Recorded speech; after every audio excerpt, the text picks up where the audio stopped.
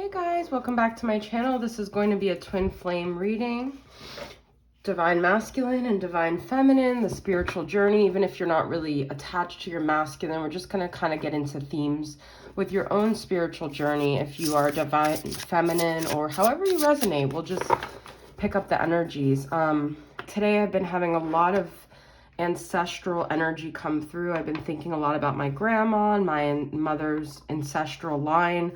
I don't know why. I've been kind of going through their emotions and their experiences. So that could be something that's what's coming through. You know, this generation, especially as light workers, starseeds, divine feminines, whatever you want to call it, we are here to heal a lot of those lines, to face a lot of those things, to manifest or even create what our ancestors were building for us through all their pain, through all their experiences. You see, we have Magician on the bottom. So don't ever forget your power, guys. Like, just the fact that you're here alive during a time like this, during a big consciousness awakening time, is proof that you were created from many lifetimes to be here and create change in the collective consciousness. So that is ultimately why we're here. That's ultimately what we're doing here. And let's not take all of the familial experiences in vain, because they were very, very important, okay? We have the Lovers reversed, the Six of Swords, and the Seven of Swords. So I feel like a lot of you guys could be dealing with this pain of, I just heard the word disappointment, of people who you feel didn't have your best interests, who weren't honest with you, who maybe you feel like just kind of put themselves before you, or they don't put the connection at the forefront of their decisions. And we're healing from these imbalanced situations. We are at this pivotal point where we have a choice. It's actually really funny that I'm seeing the Six of Swords, because I also had a visualization of whales breaching like the ocean in Alaska this morning. So that's really interesting. That could resonate. And this also reminds me of sort of like a winter, an elk, or what is this? I don't know.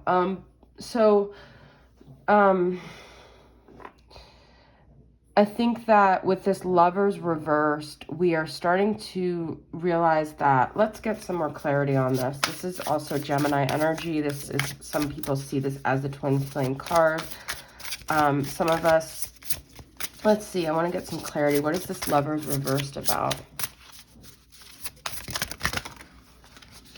Well, I see so many sevens, but these came out together, and I just want to keep shuffling here. Okay. All right, well, got Nine of Wands, Ace of Cups, and King of Wands. Okay, beautiful Ace of Cups here. So, a lot of these situations that we've been through have been to move us forward in this positive direction, to cultivate this sense of unconditional love that's within us, that's unwavering, where we're not seeking anyone else to love us, to confirm our value or our worth. And we're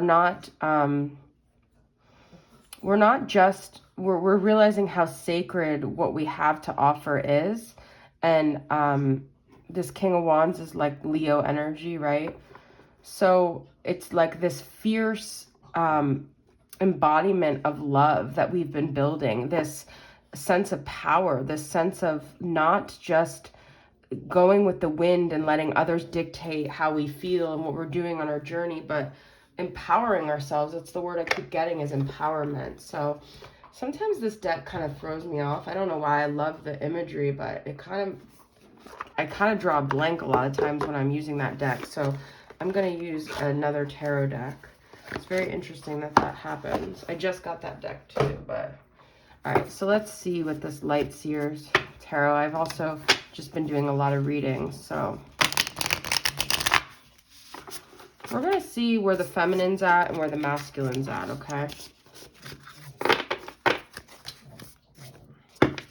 I also feel with that Nine of Wands, King of Wands, a lot of us feel like we have to guard our passions. We have to guard our heart. We have to be on guard and not share like our true selves. If I get too many reversals, I'm not going to take them. All right, so let's get 2 for the feminine and 2 for the masculine here.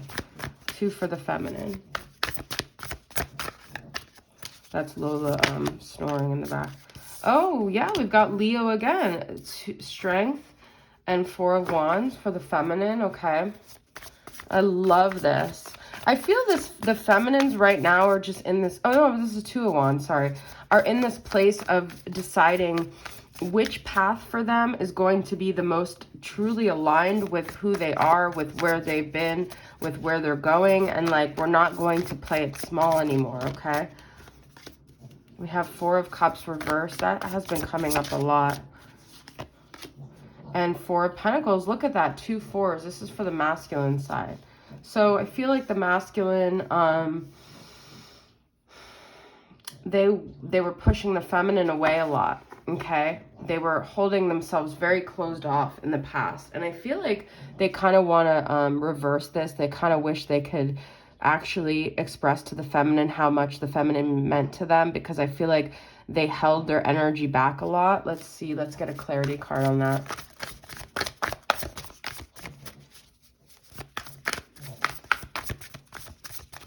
I also feel like they could have really been identifying in this victim. Look, we have the 9 of Wands. So you guys mirrored each other with that.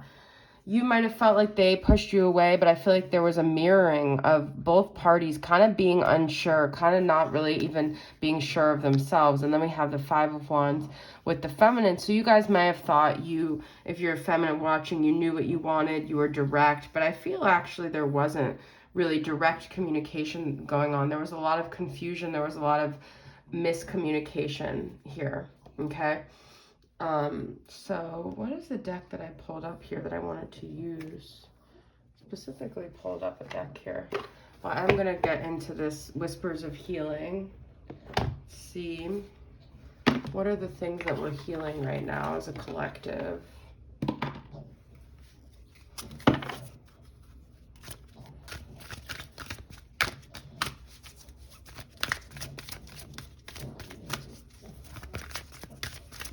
What are we healing? Could be something to do with vulnerability, like being able to open our hearts, being able to wear our hearts out there without feeling any shame, any embarrassment, any insecurities. We're replenishing ourselves, okay? Maybe a lot of you guys feel really depleted, especially after the holiday. This is number 31. Okay, so we are feeding ourselves things, sincere relationships. Look at that. That is really what it boils down to. We're realizing we're worthy and deserving of these sincere relationships. So a lot of you guys, I feel like that's been like a big lesson on the journey, is your boundaries and how you navigate, like setting your boundaries in the world, because that's really how you tell others your sense of self-worth. But I feel like a big thing for a lot of people is, for me personally, is gaslighting myself, which gets me out of my intuition. So it's always like questioning myself, like, or second guessing. And I feel like we got to get out of that gaslighting ourselves energy, because we don't even allow ourselves to do the things that we need to do, because we're always second guessing ourselves here. And that's what that 9 of Wands is about. We're always questioning ourselves. I love this deck. We're going to pull at least one card from here. Ether, and look at this. This is the Emperor energy, the divine masculine. We got this last time I used this deck. The Ether, which we already had King of Wands. So we have a lot of like fire energy. A lot of, some of you guys might feel very overpowered by masculine. It's like this struggle of wanting to be an empowered divine feminine, but also, yeah. So what does Ether stand for? Because each one stands for a major arcana here. Not even finding Ether. Let's see. This is really weird. I know that the lingam, obviously, you see is the masculine energy.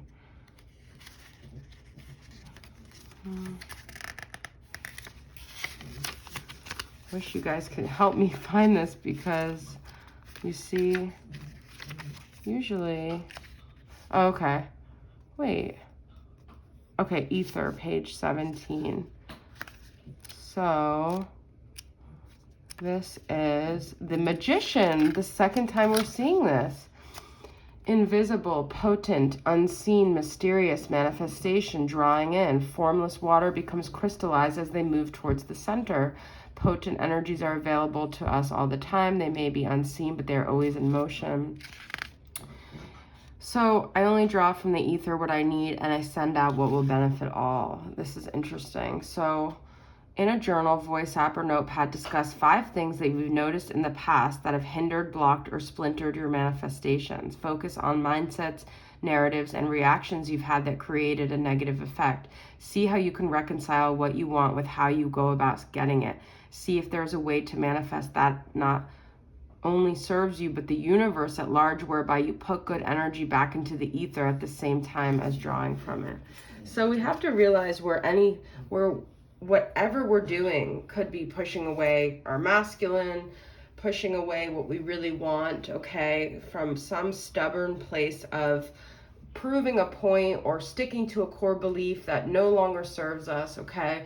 So we are being asked to really boldly let go of, even if we're just hell-bent on sticking to that thought process or that action, if it's not serving us, we are being forced to let that go and to be flexible about that, because this is also Emperor energy, which could be very controlling and inflexible. And I feel like we have to be more flexible here. Let me see what the keywords for the lingam are. Okay, it says making, telling, rising, shucking, taking, breaking, building, filling, commanding, and giving, okay? A simple phallus resides among 2 testicles that embody the spectrum of creation and existence. Life and power erupts from the white and black tip, representing the duality of cycles as seen in the Void card. The male archetype, the god in his house of creation. There's also this energy of, well, there's multiple things here. It could be that you had this chemistry, this sexual connection, and then you feel like they just kind of disappeared into the ethers. You could feel like that with multiple people, and that's where you're realizing what you want is a sincere relationship. But this is also about maybe possibly, you know, having children, and that, because I brought up the ancestors, the lineage, wanting to expand your lineage and wanting to build a life with someone, and really working on focusing on that instead of the things that have like evaded you or disappeared, or, and also letting go of control, realizing you don't have to force anything. You can just allow things to play out, but also stay empowered and stay focused on what it is that you want. All right, guys, so I hope this reading resonated with you guys. Thanks for tuning in. I'll see you guys next time. Bye.